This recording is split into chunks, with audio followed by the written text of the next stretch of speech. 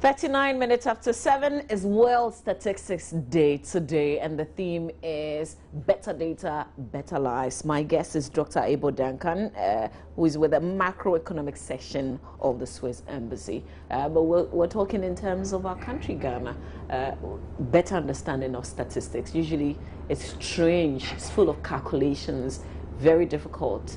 But how can we make it easier for all of us to understand? Hello, thank you so much for your time. Thank you. Thanks for being here. Thank you, too. World Statistics Day, what does it even really mean that we have a day to celebrate statistics? There should be a day to celebrate statistics because of its importance. So this World Statistics Day, I think the UN General Assembly in 2010 made October 20th the World Statistics Day. Now, you ask why should we have even World Statistics Day? You cannot manage if you cannot measure. And when we talk about statistics, is the process of collecting, processing, analyzing, and then, excuse me, and disseminating data. Okay. And if you don't have data, you cannot plan, you cannot manage. Let's even look at, the commonest example. In our houses, if you're a father, mother, if you even have 5 children, you know their sexes, you know their ages. Why do you need that? Because if you are buying clothing for them, you cannot buy a male one for a female. So you should know the number of males, the number of females, their ages, their sizes. So in the same way, in an economy, you should be able to know characteristics of the economy, and you can know that by collecting data on the activities and then units, the people in the country, the activities that go on in the country, and all this. In order that you can plan, you can make evidence-based decisions and policies. Yeah. In Ghana, do we use data, the data that we gather to plan? I mean, with your experience, what do you think? Actually, we use it, but at times you see that there are a lot of data at the Statistical Service that are not used. You see, so data is used very well. Otherwise, we cannot do what plan. This 40-year development plan that NDPC is putting in place, they base all this on data and then look at the trend and then know what has to be done to fill these gaps. And without data, how will you know that you even have a gap here or there? Yes. But if you say that, for instance, there's some of the data from the Statistical Service that we don't use as a nation, then what kind of data is useful to us? All data, once it's collected, because before Statistical Service collects data, then there is an objective, there is a purpose for that data. Yes. And one thing is, data as it is needs to be interpreted. When you don't interpret it, it doesn't give any meaning. Who does the interpretation? At the first level, Statistical Service does it, produce it, and then explain this.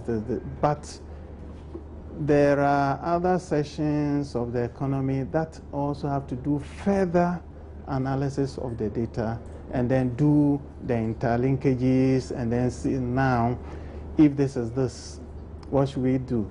For instance, Statistical Service will produce inflation data, will produce GDP data, but it's up to the Ministry of Finance, Bank of Ghana to use it to plan for the economy. Statistical Service cannot use it to plan the economy because what it does is produces it, gives you the trend, so the policymakers have to use it to make informed decisions. Is there a disconnect between statistics and the country? It's a difficult question, but really, I don't think there is But I'll tell you why I asked that question. Maybe I need further explanation. Sometimes you feel like, shouldn't we have known? You know, there are a lot of things that you go through every day in Ghana. You're like, shouldn't we have known? Shouldn't we have known, for instance, that we're going to grow to this level? Shouldn't we have known that Akosombo was not going to be enough for us? Shouldn't we have known? So many shouldn't we have knowns.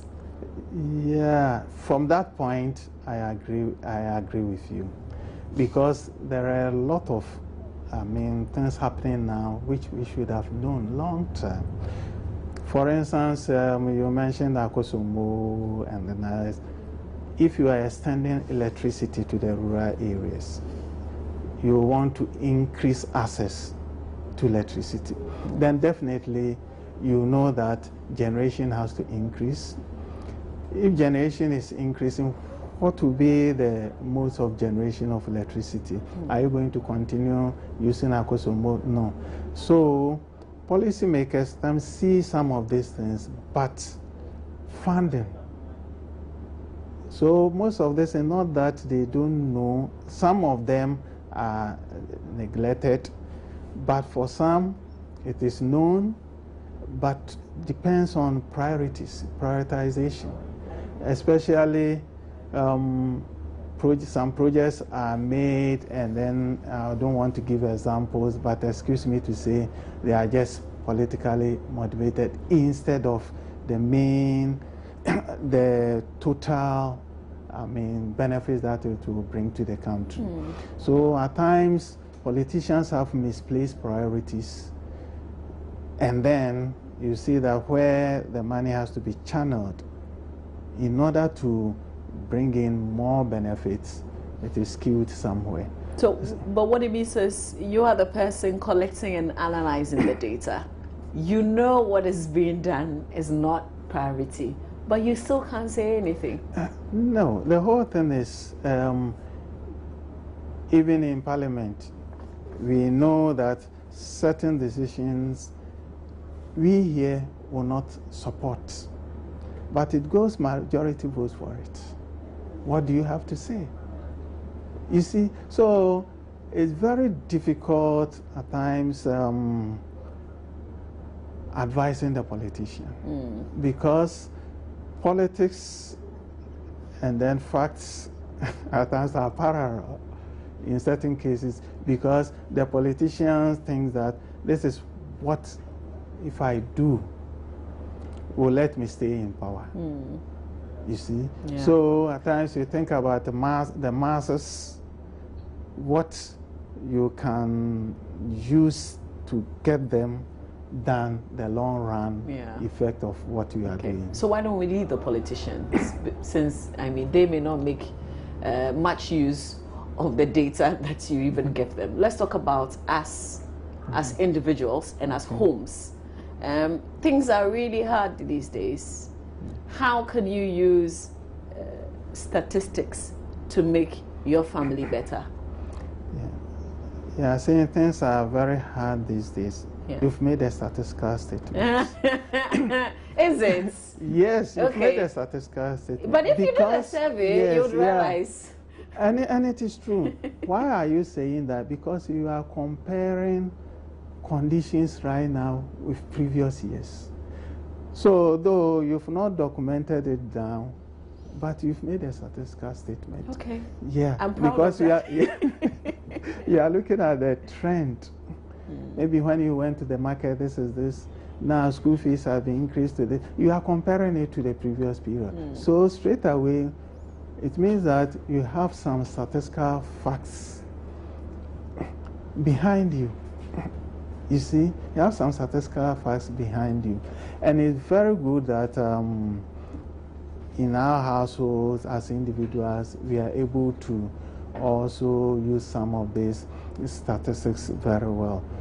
For instance, if you are going to buy a car, you know that now there's no subsidy for fuel, and you know that fuel prices are increasing, and you are not staying at where you need 4x4. Why should you go in for it and then buy more fuel? You see? So it means that practically you are applying what you are observing statistically to plan your life. You see, and if you know exactly what is going on, you also learn how to plan and then shape your life very well, how you have to spend, what you have to spend on. If they are not necessities, how you have to, behave and so on. So you have to use that to tune you, to fine-tune you, how to live in these difficult times. Okay. Yeah, so first, if you are leaving your TVs on or you are leaving certain gadgets on, and you know that if even you put a gadget on standby, it still consumes electricity, but very low, you can switch off everything rather than putting them on standby. So some of these things can help you shape you very well how to live in difficult times. So as individuals, we cannot run away from statistics. We have to read what is going on, because you can check fuel prices, how they are moving. You can check school fees, how they are moving. You can check all these things and then know how well you have to plan and then live in it. But what if, your salary is not changing, it's the same, but things are moving? How do you manage? That is the most difficult aspect, yeah. Because immediately your salary, even if your salary is increasing, but prices are increasing, rate of increase of price are more than your salary increase, so you have a problem. Now, there are certain situations there's nothing you can do, because are you withdrawing your child from school? You see, so what I can say is some of these things, if there is opportunity to work more than one, to take more than one job, to take a part-time job somewhere, you do it, you see. So you have to use the current environment based on, because if even no one comes and then brings you any statistics of inflation or this and that, you are living in it, you go to the market, you are paying school fees, you know how things are moving. You try and then, if, you can do some extra job to make it up, because there's nothing you can do. If government says that all that I can give is 10%, and inflation is 17%, 18%, so definitely your real income has declined. So you have to find ways of adjusting and then living in it. Yeah. All right. There's this other issue that I thought you might want to help us with. When you hear students of statistics, then you look at the person again and you're like, oh, you must be one shack. Is it that difficult? Actually, to learn it, to go to school for it? There are people who are mathematically inclined. There are some, I'm giving an example. When we were in school, one guy, he wanted to major in statistics, but the master's for economics, first year, he didn't do well. So second year, the head of department decided that I'm not going to allow you to major in economics, because third year you have to do econometrics. This guy was fighting, so he combined. And second year, I taught him how to work. I said, this white man tries and then takes questions from this, side of the book. We worked everything out. X, Y, Z, you have to find X, Y, Z. In the exams, it came as A, B, C. And then 26, 30, and then 45, he changed it to 2.6, 3.0, and then 4.5. He couldn't work it out. He said, the question didn't come. I said, but yes. You see, so there are people who can never do that, because if you are advancing, at the initial stage you can, but as you advance, it becomes more mathematical and then more difficult. Yeah. Yes. Yeah. But if you're able to go through the better opportunities there and there. Yeah. It's very interesting. it's very interesting if you are able to pursue a program in statistics, because statistical method, statistical analysis, where you do calculations to bring out some findings. This is this. So you see, it gives you factual information about what is happening. Karen, would you have ready jobs for people who complete school? Actually, for statistics, I think every institution needs a statistician. Yeah, because the statistician has to compile data that will be used to plan, to make informed decisions. If you go to the hospitals, they have biostatisticians there. Wherever you go, you have research department. The research departments, you have statisticians there who collect the data, who analyze the data. So it's very important. But in most places too, you see them just neglecting it just because the person or whoever is at the top does ad hoc. Would Ghana be amongst those nations? Do we make use of statisticians in our country? Yeah, for the public sector, I can tell you that almost all the departments, you have PPMED, you have SRID, and other, all statistics based. Yes, yeah. But you see that what I can say is that maybe we are producing more than we are absorbing, especially with the HND coming in. Yes, with the HND coming in. Because the latest information that I had, but I have not checked through, is that even right now, Statistical Service, before they employ you as a statistician, you have to have a master's. Okay. So that means that those who did first degree in statistics, where do they go? Where do they go? You see, where do they go? It means that they cannot fit in into Statistical Service. They have to find a place somewhere. So these are some of the things that has to be looked at. Okay. But the fact is that if you do statistics, doesn't mean that it's only statistics you can work on. Yeah, because you learn statistics is very broad. You do demography, you do other things in statistics, economic statistics and other. So it's not only the Statistical Service that you need. You can work at places where they work with data, analyze data. So in factories and others too, they also take statisticians, yeah, to work at production data, and even marketing. Marketing, for instance, they need data in order to plan and then see how the next steps that you have to take, and you need a statistician to build that data for you, for you, the marketing person, to use it very well. Is it an exciting profession?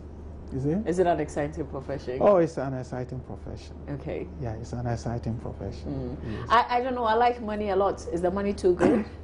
It depends on where you're working. Yes, it depends on where you are working. Okay. Yeah, but the government sector, you know, there are fair wages. So you have single spine. Yeah. So if you are doing the same type of job throughout the public service as a statistician, the salary will be the same. Okay. Yes. All right. You know what? I'm so grateful for your time this morning on this World Statistics Day, making me and I'm sure a lot of our viewers understand this statistics better. Because usually we just use it. We don't really understand it. Yeah. But thank you so much. It's a pleasure. My guest, Dr. Abel Duncan, who's with the macroeconomic section of the Swiss Embassy, but also formerly with the Ghana Statistical Service, I must add. Stay with us. Seth Kwame Boateng has a new documentary. When is it showing? He's here this morning.